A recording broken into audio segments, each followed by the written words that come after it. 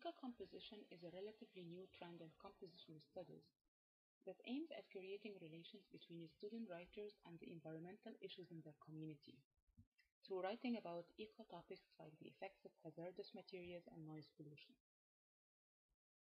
Technical writing classes for engineering students are a convenient venue for establishing those relations between the community of students and the larger community.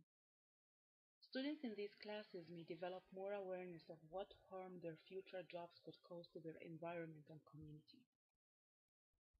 I have developed a model that aims at introducing a new technology-enhanced pedagogy with practical ideas to technical writing teachers. The model relates the community of students in technical writing class to the larger community outside the classroom. When asked about their opinions of this model, Dr. Sidney Dobrin and Dr. Christian Weiser said, "This project exemplifies many of the essential components of eco-composition pedagogy. It works to bring together a network of writers in the truest sense of that word, since your participants would be connected through both the content of the project and through the virtual network.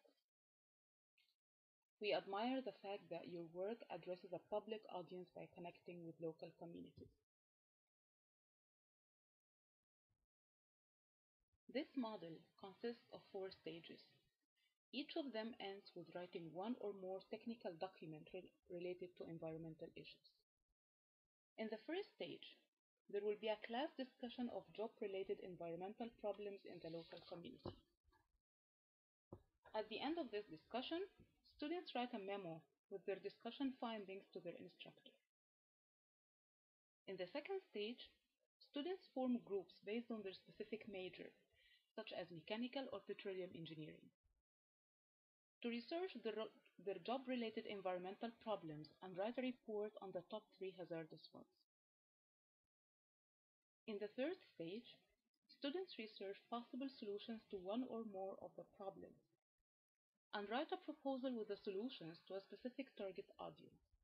For example, prospective directors, community members, fellow engineers, or environmental authorities. This is when students handle the problem from a specific perspective. This stage brings together the communities of students with many other communities of professionals or citizens. An additional step here comes from Dr. Dobrin and Dr. Weiser's feedback. They said, "We would encourage you to have your students work directly with those communities, incorporating them as active participants in the creation of the writing projects rather than simply as readers." In the last stage of the model, students design a website that presents the problem and their recommendations to solve it. This website is students reach out to more local and global community members. The website will include students' vitae to introduce themselves to the community. As they design and create their websites, students write one progress report on the progress and/or problem they encounter. In addition to the website, students write a report analyzing the design and information presented on the website and how they think the site will help in solving the problem. This stage is when I follow Dr. Dobrin and Dr. Weiser's final comments on the model. They say, "We also encourage you to emphasize the fact that your students are doing eco-composition when they create this network of knowledge and discourse. Remember that eco-composition is more than just writing about ecological issues.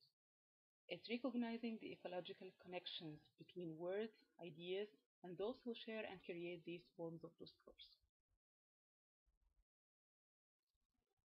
So, at the end of this project, students will have written a memo, a report on the problem, a proposal, curriculum vitae, a progress report, and an analytical argumentative report.